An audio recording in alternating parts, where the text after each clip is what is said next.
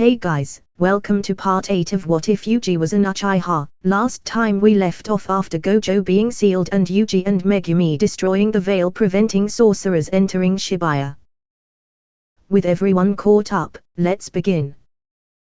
After parting ways with Megumi near Shibuya Tower, Yuji sprints along the expressway towards Shibuya Station. While racing across a bridge, he observes civilians being attacked by transfigured humans below. Faced with the dilemma of whether to intervene, Yuji grapples with the realization that he can't save everyone in the chaos. The proximity to Shibuya Station intensifies his internal conflict.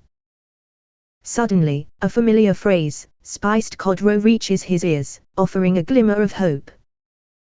It's Toge, signaling Yuji with a peace sign. Yuji, relieved to see his upperclassman, leaps down, requesting Inumaki's assistance in protecting the civilians. Toge responds with summon, and Yuji swiftly departs, entrusting the situation to his capable senior.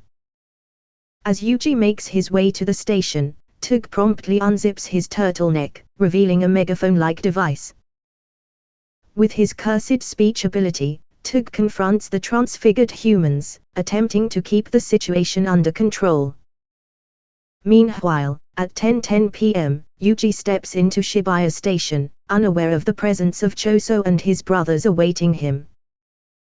Upon seeing them, Yuji readies himself for a confrontation, but to his surprise, Choso prostrates himself on the ground. Expressing gratitude for sparing his brothers' lives in their previous encounter. Yuji, puzzled, claims he has never met Choso before and questions his identity.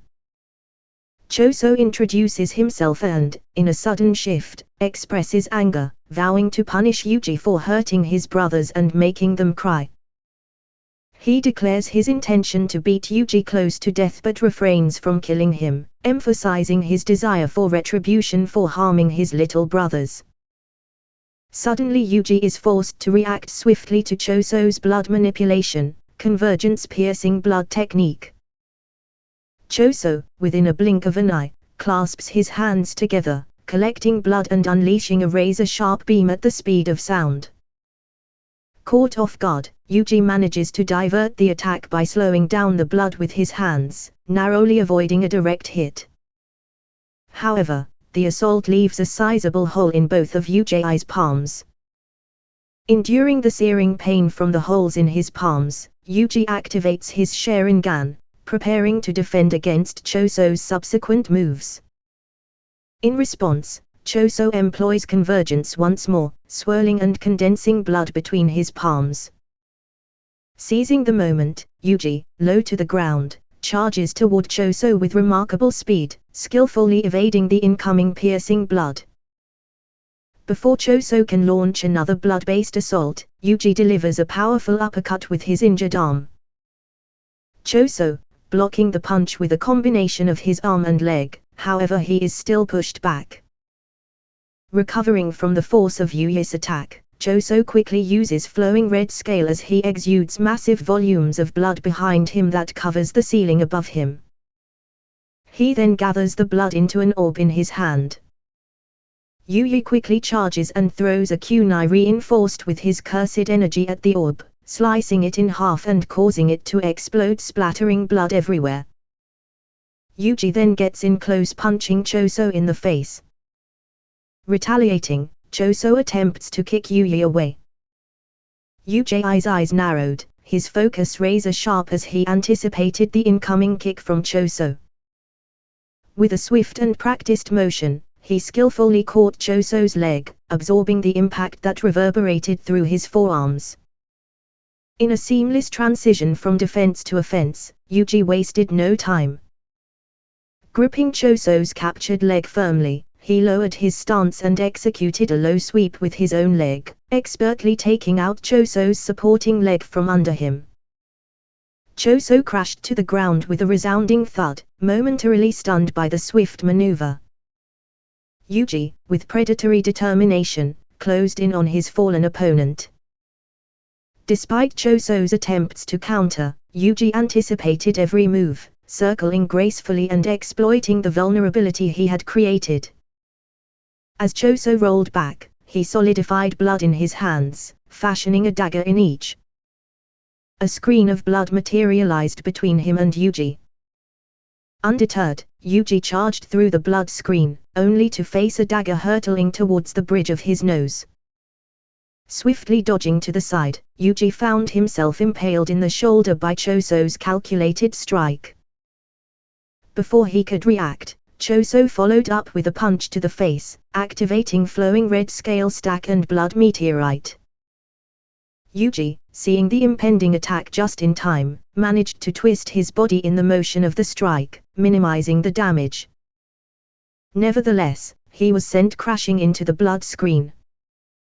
With a triumphant yell, Choso invoked Blood Cocoon and the blood wrapped tightly around Yuji, ensnaring him in its crimson embrace. Unable to move his hands, Yuji found himself trapped and defenseless, unable to unleash any of his weapons or employ hand signs for his cursed technique. Struggling against the tightening blood cocoon, his efforts proved futile, and he felt his mobility diminishing with each passing moment. Choso approached, wiping blood from his face and expressing relief that Yuji's failure to use his cursed technique allowed him to craft a plan to ensnare him. With a determined air, Choso declared that it was time for retribution, activating blood manipulation, Iron Maiden.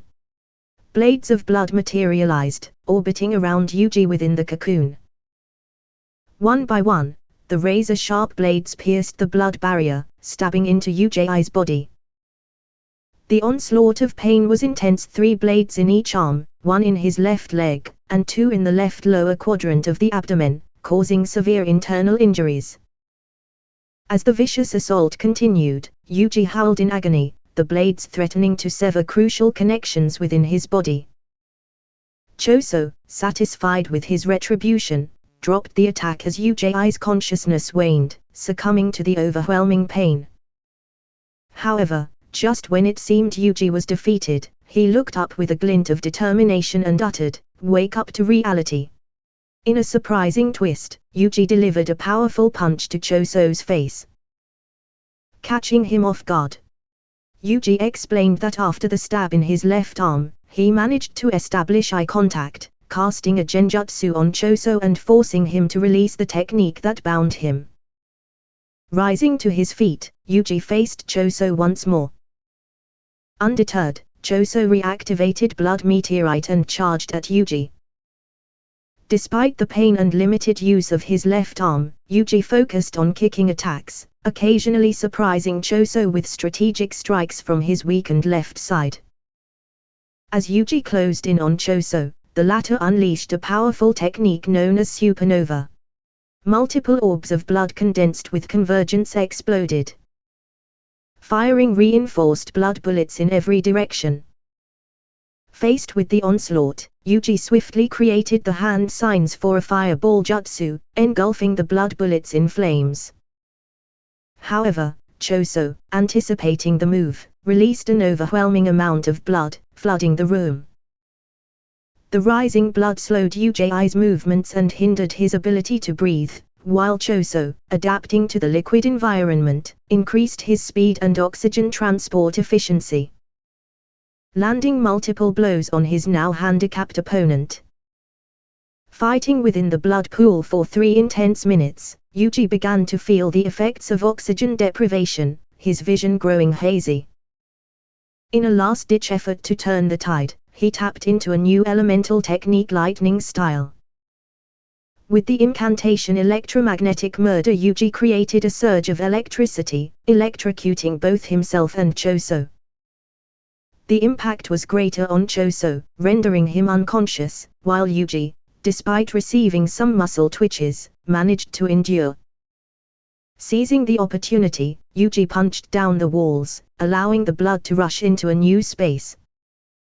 Gasping for air, he collapsed to the floor with his arms outstretched. Rapidly recovering, Yuji struggled to his feet and checked on Choso, who had Iso and Kekitsu by his side.